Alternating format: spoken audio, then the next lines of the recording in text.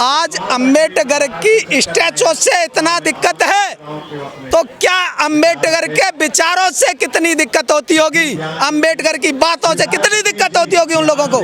ये पूरे भारत के लोगों का आंदोलन है, ये पूरा भिक्षु संघ का आंदोलन है। आकाश लामा का अकेला थोड़ी आंदोलन है कोई, है ना। और आकाश लामा निर्णय लेने वाला कोई व्यक्ति नहीं है, ये पूरा संघ निर्णय लेता है और संघ एक यूनिटी होती है। और जब यूनिटी संघ जो डिसीजन लेती है उसके अकॉर्डिंग हम लोगों को चलना पड़ता है। ये हमारा एक कोड होता है संघ का। देखिए यहाँ पर मुझे सुभाष चंद्र बोस का एक नारा याद आता है कि आज़ादी चाहते हो तो खून देना पड़ेगा। और ये पहले बात हुई थी कि आपको जेल जाना पड़ेगा, आपको जूते पड़ेंगे, आपको लाठियाँ खानी पड़ेगी। अगर हिम्मत साहस है तो आगे आइए, मंच पे आइएगा और लीडर्स को लीडिंग करिएगा, क्योंकि आज़ादी लेना इतनी आसान बात नहीं है। और महाबोधि विहार जो लंबे समय से जो गैर बौद्धों के अधीन है उस विरासत को छुड़ाना कोई इतना आसान थोड़ा ही है, कोई इतना आसान नहीं है ना। वही हम आज़ादी चाहते हैं। हम क्या चाहते हैं? आज़ादी। कैसी आज़ादी? हमारे तमाम जो सम्राट अशोक ने जो बुद्ध विहार बनाए थे, तमाम बुद्ध विहारों पर आज गैर धर्म के लोगों के उनका अतिक्रमण कर रखा है, कब्जा कर रखा है। 84,000 भारत में स्तूप है, 89,000 स्तूपों को इन लोगों ने क्या अपने मंदिरों में कन्वर्ट कर दिया है। और ये तलाश कर रहे हैं कि मस्जिद के नीचे अपना मंदिर तलाश कर रहे हैं। और उस दिन क्या होगा, जिस दिन इनके मंदिरों के नीचे बुद्ध विहार तलाशा जाएगा, बुद्ध विहारों को खोजा जाएगा, तो तमाम इनके जो ऐतिहासिक अपना मंदिर बता रहे हैं, तमाम ऐतिहासिक मंदिरों के नीचे तमाम तथागत बुद्ध के अवशेष है, बुद्ध विहार हैं। देखिए वो तो चाहते हैं कि तमाम बुद्ध को मानने वाले और बाबा साहब अम्बेडकर को मानने वाले लोग इस देश में न रहें, पर ये तो उनके कोई बाप का राज थोड़ी है कोई, है ना, कि वो कहेंगे मुक्ति नहीं लगेगी। ये तो कोर्ट का आदेश है ना। और महाबोधि महाविहार और जैसे बुद्धिस्ट लोग भारत के हैं, ये भारत के संविधान के अनुसार ये भारत के नागरिक हैं और भारत के सिटीजन होने के कारण इनको भारत से भारत को कर नहीं सकता, क्योंकि भारत है वो धर्मनिरपेक्ष देश है। भारत धर्मनिरपेक्ष देश है, इसलिए भारत के तमाम रहने वाला व्यक्ति जिसको नागरिकता मिल गई है वो भारत का नागरिक है।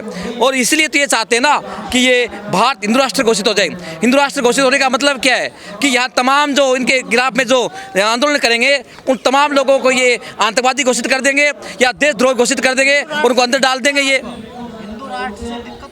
हमें प्रॉब्लम है सब ना। कैसे? तो इनको बुद्धिस्ट राष्ट्र से क्या दिक्कत आ रही है? कौन है? भारत पहले भी भारत बौद्धों का देश रहा है और सम्राट अशोक के समय ये भारत विश्वगुरु रहा है। और विश्वगुरु अगर तमाम बौद्धों का शासन आता है तो फिर से भारत विश्वगुरु बनेगा, इसमें कोई डाउट नहीं है। ये लड़ाई कोई आज की नहीं है और ये लड़ाई लंबी लड़ाई भारत देश के नाम हम लोग लड़ रहे हैं। ये तथागत बुद्ध के समय से ये संघर्ष चल रहा है। बाबा साहब डॉक्टर अम्बेडकर एक वॉल्यूम में लिखते हैं कि भारत का इतिहास कुछ भी नहीं है, ब्राह्मण संस्कृति और समण संस्कृति का संघर्ष है। तो ब्राह्मण संस्कृति और समण संस्कृति का एक संघर्ष लंबा चल रहा है बाबा साहब के अकॉर्डिंग, और ये लंबे समय चल रहा है, भारत के चल रहा है। चाहे वो 1919 एक्ट 1949 का एक्ट हो, चाहे ये संस्कृति कल्चर को लेकर के हो। और भारत के जो मूल निवासी जातियाँ हैं उनको अपने ही देश के अंदर उनको संघर्ष करना पड़ रहा है।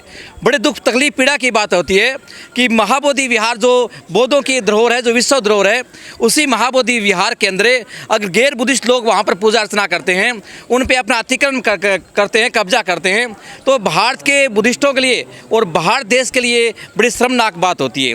क्योंकि विदेशों के जो लोग हैं, जो तमाम बुद्धिस्ट कंट्रीज लोग हैं वर्ल्ड के, वो तमाम लोग भारत को एक आदर मान सम्मान की दृष्टि से देखते हैं।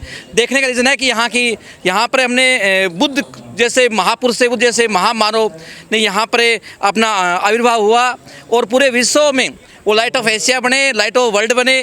तो ये तमाम बातें बुद्ध को लेकर के भारत के अंदर एक चर्चा में आते हैं।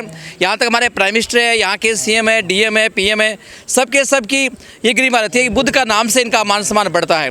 और बुद्ध के नाम से तमाम विदेशों से चंदा आता है। इनका जो अयोध्या का राम मंदिर बना वो पूरा डोनेशन चंदा जो आया था फॉरेन से आया था, है ना, जापान से, थाईलैंड से, कम्बोडिया से पूरे डोनेशन लेके आते हैं। और ये कहते हैं कि हम भारत में जाके बौद्ध धर्म का प्रचार करते हैं और हम सब बुद्धिस्ट लोग हैं, इसलिए पूरे इंडिया को नहीं पूरे वर्ल्ड को ये मिसगाइड कर रहे हैं बुद्ध के नाम को लेकर के। और ये लंबे समय नहीं चलने वाला इनका ये ढोंग आडंबर है। बहुत जल्द 2050 तक भारत की जो SC/ST की जो कास्टें हैं, जिन्हें हमें शूद्र वर्ग कहते हैं, बहुत ही जल्दी ही वो बौद्ध धर्म ग्रहण करने वाली है, इसमें कोई जाहिर नहीं है। और 2050 तक SC/ST जो तमाम जो शूद्र कास्टें हैं, जिसमें OBC भी आ जाते हैं, और 2050 के बाद OBC तमाम। गया में तो शिवलिंग की पूजा हो रही है, जय श्री राम के नारे लग रहे हैं, आपकी आंखों के सामने हो रहा है। देखिए सर, जिनकी सत्ता होती है वो लोग करते हैं और हमने प्रयास भी किया। हमने उनका तमाम जो काला चिट्ठा था लोगों के सामने एक्सपोज भी किया, परंतु इस समय शासन और प्रशासन उनके दोनों उनके हाथ में हैं। और भारत के शासन गद्दी पर इसलिए ऐसा व्यक्ति बैठा हुआ है जो प्राचीन काल में जिसको हमने पुष्प शुंग नाम देते हैं हम लोग, ऐसे व्यक्ति जहाँ बौद्ध भिक्षुओं की जहाँ को कदर नहीं होती है, सरेआम बौद्ध भिक्षुओं की पे लाठीचार्ज होता है, सरेआम बौद्ध भिक्षुओं को जेल में डाल दिया जाता है, तो ऐसे प्रशासन से, ऐसी सरकार से हम क्या बौद्ध लोगों को न्याय मिल पाएगा?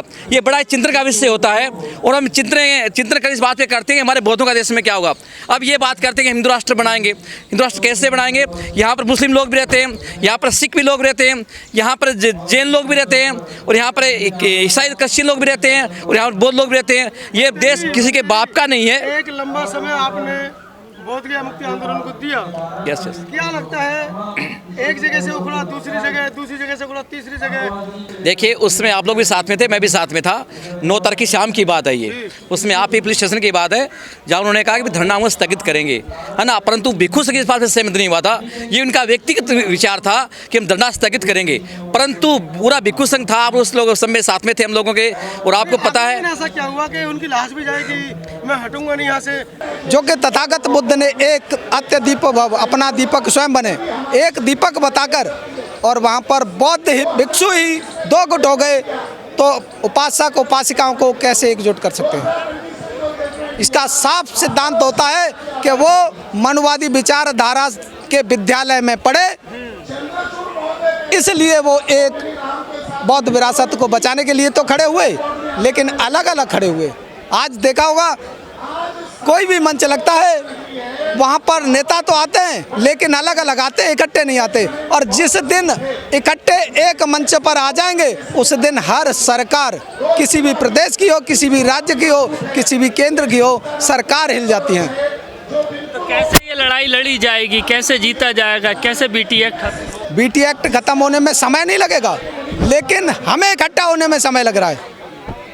आज देखते हैं आकाश लामा जी वहाँ पर धरने में बैठे हैं, लेकिन धरने में नहीं, वो एसी के कमरे में अपनी मैडम के साथ सो रहे हैं। धरने में लोग बैठे हुए हैं जो हम जैसे साइकिल से 29 तारीख से चले और 9 तारीख को वहाँ पहुँचे, लेकिन आकाश लामा जी ने या किसी भी भंते जी ने एक शब्द नहीं कहा। क्योंकि उन्हें इसलिए नहीं कहा कि ये गरीब लाचार बेबस हैं और ये क्रांति कर रहे हैं, ये संघर्ष कर रहे हैं। वहाँ आवाज़ उठी तो पूंजीवादियों की, और आपने देखा होगा गरीब मौजन लाचार बेबस संघर्ष करता है, लेकिन पूंजीवादी समझौता करता है। चाहे कोई सा भी समझौता देख लीजिए, पूंजीवादियों ने समझौता किया है, कभी संघर्ष करने वाले ने समझौता नहीं किया। लामा जी तो कह रहे हैं कि बोध गया से या तो बीटी एक्ट खत्म होगा या फिर मेरी नहीं, अगर वो ये बात कहते ना तो धरने पर जैसे मजदूर लाचार बेबस व्यक्ति बैठे हुए थे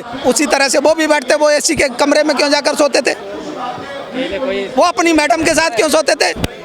जो व्यक्ति एसी के कमरे में अपनी मैडम के साथ सो सकता है वो क्या धरना चला रहा होगा?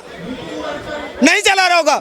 धरना चलाने वाला जो सभी व्यक्ति जमीन पर सो रहे होते हैं तो जमीन पर सोता है, जो सभी लोग एसी के कमरे में सो रहे होते हैं तो एसी के कमरे पे सोता है। और एसी में उनका कहना है कि ये विरोधी लोग जो है वो किसी न किसी तरीके से आंदोलन को तोड़ना चाहते हैं। विरोधी कौन है? जो आकाश लामा का। सुनो, मऊ में हम गए, मऊ में 23 कैंडिडेट हैं और टोटल बहुजन हैं, लेकिन उनमें विचारधारा 2 तरह की हैं, मनवादी विचारधारा के हैं और अंबेडकर विचारधारा के लोग हैं। वहाँ कोई दूसरी जाति का व्यक्ति नहीं है, सब एससी के लोग हैं, 23 के 23। और 23 में से हमने 15 लोगों को फ़ोन किए कि साहब हम उत्तर प्रदेश से साइकिल से चलकर मऊ में आए हुए हैं, लेकिन सभी ने जवाब दे कि हम कुछ नहीं कर सकते। मैंने कहा हमें करना कुछ नहीं है, हमें केवल आप लोगों से वार्तालाप करनी है कि हम बिल्कुल आपके पास भी नहीं आ सकते, हम आ भी नहीं सकते, हम कुछ नहीं कर सकते, यही विचार थे। तो इसका मतलब साफ होता है कि वो केवल मनवादी विचारधारा से पढ़े हुए व्यक्ति थे, इसलिए वो कहते हैं कि हम कुछ नहीं कर सकते। जो अंबेडकर विचारधारा से पढ़ेगा, जो तथागत बुद्ध विचारधारा से पढ़ेगा, वो तत्काल निकल कर आएगा। तथागत बुद्ध ने कोर्ट में भी बाबा साहब की प्रतिमा को लेकर आंदोलन कर रहे हैं, बोध गया में ये आंदोलन चल रहा है, तो फिर कैसे जीतेंगे? आज अंबेडकर की स्टैचू से इतना दिक्कत है तो क्या अंबेडकर के विचारों से कितनी दिक्कत होती होगी, अंबेडकर की बातों से कितनी दिक्कत होती होगी उन लोगों को।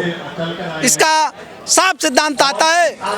बाबा साहब ने भी कहा था कि मुझे पढ़े लिखे लोगों ने धोखा दिया है और जब जब मेरे संविधान पर घात होगी तो मेरे ही व्यक्ति होंगे। वो कभी संविधान को खत्म नहीं कर सकते, हमारे लोगों द्वारा संविधान खत्म कराया जाएगा। रामनाथ कोविंद जी थे, उन्होंने 26 शब्दों को विलोम किया। संसद में चोर को चोर नहीं बोल सकते, बेईमान को बेईमान नहीं बोल सकते। वो किसने हटाया? वो हमारे राष्ट्रपति जी ने हटाया। अभी जो कोर्ट को एक स्टैचू दी गई, जो पहले थी आंखें पट्टी बंद थी और तराजू था, आज आंखें खोल दी गई हैं, तलवार दे दी गई है। वो किसने दी? द्रौपदी मुर्मू जी ने। वो कौन है? एससी की हैं, कहा जाता है एससी की हैं, लेकिन वो मनवादी विचारधारा से। वो अगर अंबेडकर विचारधारा से होते तो सत्यमेव जयते को सत्यमेव जयते रहने देती, या तो धर्म ततो जय नहीं लिखती। आज कोर्ट को दे दिया गया या तो धर्म ततो जय, जहाँ धर्म होगा वहाँ विजय होगी।